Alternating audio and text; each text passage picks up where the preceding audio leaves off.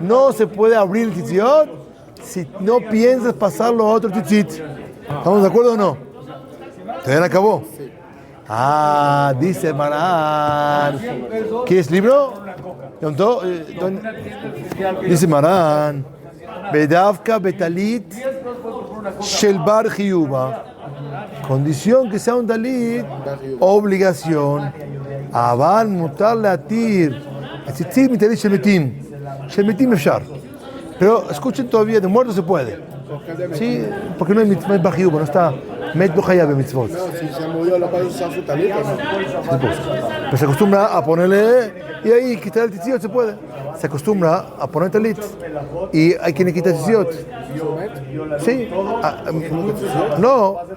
שמים אותו עם טלט, קוברים אותו, נכון? אז יש כאלו שהם מוצאים את זה, כן. זה מותר, מרן מותר להוציא.